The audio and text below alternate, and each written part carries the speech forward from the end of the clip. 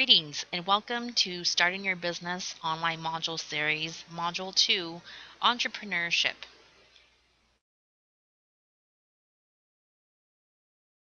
At the end of this mini session, you will understand what entrepreneurship is and the risks involved. So what is entrepreneurship? Do you think it is A, organizing, managing, and assuming the risks of a business? Is it B, the starting of a new organization in response to identified needs? Is it C, creating and innovating a product or service around perceived opportunities? Is it D, the pursuit of an opportunity without regard to resources currently controlled? Or is it E, all of the above? If you said it's E, all of the above, then you're correct. It's assuming the risks of a business, creating and innovating, responding to customers' needs, and pursuing the unknown. The very success of a business depends on you. Entrepreneurship is a journey. First, all business ventures start with an idea. Secondly, all business ventures ultimately result in either success or failure. We say at the SBDC that business ideas create the good, the bad, and the ugly. The good news is that many small businesses enjoy great success. There's over 27 million small businesses in the United States. A small business, for the most part, is defined as a company that has less than 100 employees. Also, 99.7% of the nation's total businesses are small businesses. So most people are just like you. In fact, most small businesses have less than 10 employees. 40.2% of the nation's sales are derived from small businesses. But the bad news is, unfortunately, many small business ventures fail. It's estimated in some locations that 70% of small businesses fail within the first 2 years. That's 7 out of 10 businesses. If you make it out of the first 2 years, then only 50% of businesses will make it to 5 years. So you can see that the failure rate is staggering. So why do so many small businesses fail? We see that small businesses fail for a variety of reasons. Starting for the wrong reasons is sometimes a reason for failure. The wrong reasons could be the fact that you want to make more money or work less hours than your current job. Most small businesses work more hours than 40 hours a week. And they also make less money than they probably have in other employment type situations. However, they also have the freedom and flexibility of creating their own small business. Another reason for small business failures is poor management skills or lack of knowledge needed in all the areas needed to support a small business. You'll have to wear many hats being a small business owner.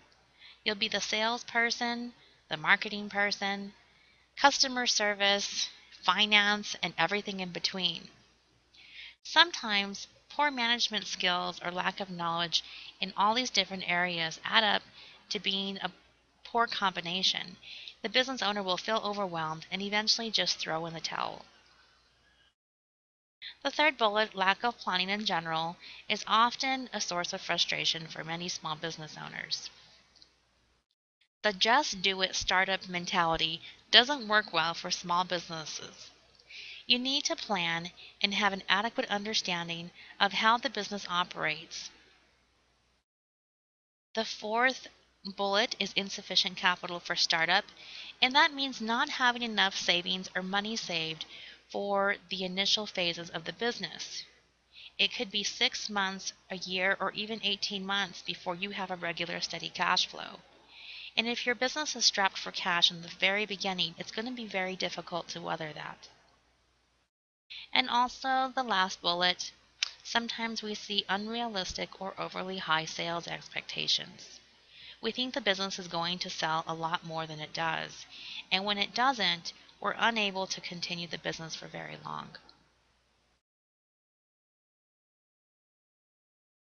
So let's take a quick poll. There are different ways to enter into small business ownership. You could be looking at franchising. You could be looking at buying a business. You could be looking at starting a new venture.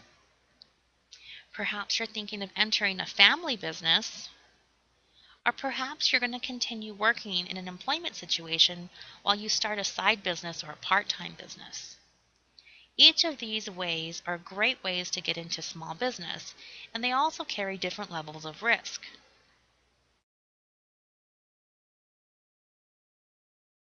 New ventures have the highest level of risk. Why do you think that would be? If you said it's because there's no current customer base, you're correct. You have to create your customer base from zero. Also, there is no proven business model or proof that the marketplace even wants what you have to offer. So if there's not a current business like you're wanting to start, a new venture carries the highest level of risk. Next, family-owned businesses and or existing businesses can carry low to high levels of risk, depending on the history of the business. Why do you think those types of businesses would be less risky than a new venture? If you said it's because they have an existing customer base, then you are correct. Existing businesses can carry existing customer baggage and a poor reputation, so you have to be careful. But existing businesses could also carry a good reputation and existing loyal customers. The next option, franchises, are considered medium to low risk. Why do you think that franchises would be lower risk than the other two? First is because most franchises have established criteria and a screening process for potential franchise owners and locations. Secondly, a franchise usually has a proven model and brand recognition.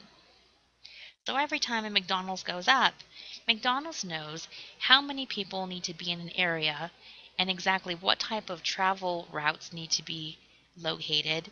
And they will also screen and make sure that the potential franchisee has adequate cash, financial information, and business background. So you can see that no two startups will carry equal risk, and it's very important that you evaluate and understand the risk of your new business. So this is one of our checkpoint questions. Question: are you ready to be an entrepreneur? Ask yourself honestly if business ownership is for you. You can take this test, and we'll go to www.nmsbdc.org.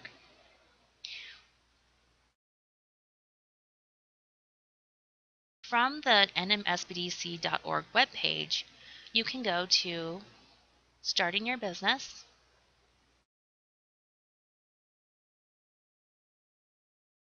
and then scroll down and click on How to Tell if I'm an Entrepreneurship Test.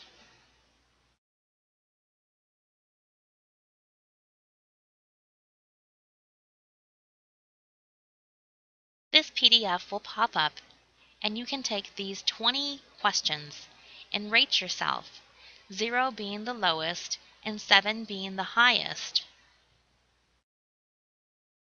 You can answer these questions and then make a total at the end. Once you have done that, then you can come back to the module and we'll continue. Go ahead and push pause now if you need some time to do this. Did you finish your How to Tell if I'm an Entrepreneurship test? Okay, let's go on.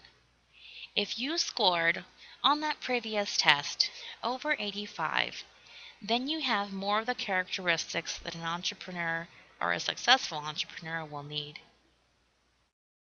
At the SBDC, we see a few common characteristics for our successful entrepreneurs. The first one is that you have a passion for the business. Sometimes we want to get into businesses that we think we might like. However, after the first few months, or maybe even the first year, if you don't particularly have a passion for the business, you might kind of lose the feeling that you had initially for that type of business. So it's important to have a passion for doing the work that you plan on doing. Next, you should have determination and a positive attitude. Determination will help you get over the hard times, and having a positive attitude versus a negative attitude will help you, again, go through those hard times a little bit easier.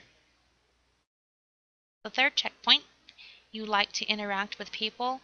That one isn't as required as it used to be. You will, as a business owner, likely interact with more people on a one-to-one basis than you would in some employment situations. However, with the internet, you might be able to interact less with people. So it depends, but in general, most small business owners have a real desire to help people and to interact with people. The fourth one is you thrive on independence and are self-motivated.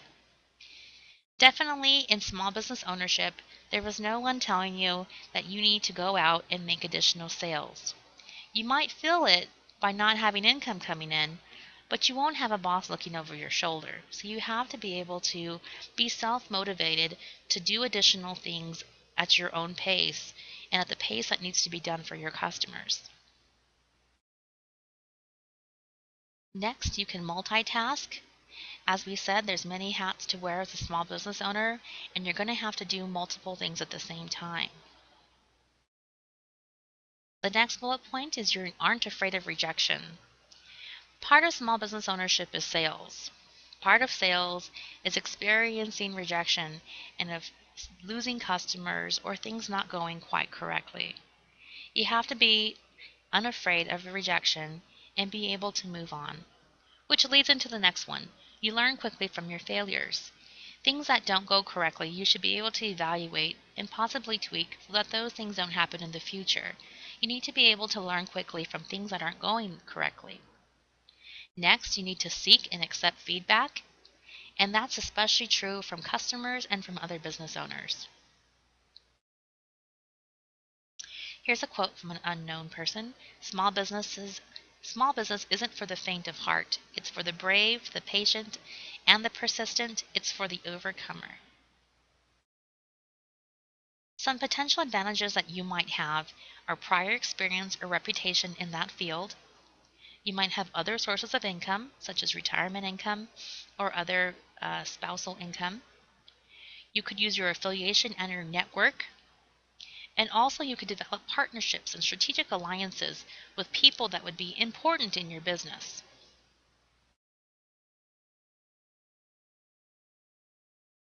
The next step is to look at your SWOT and a business SWOT.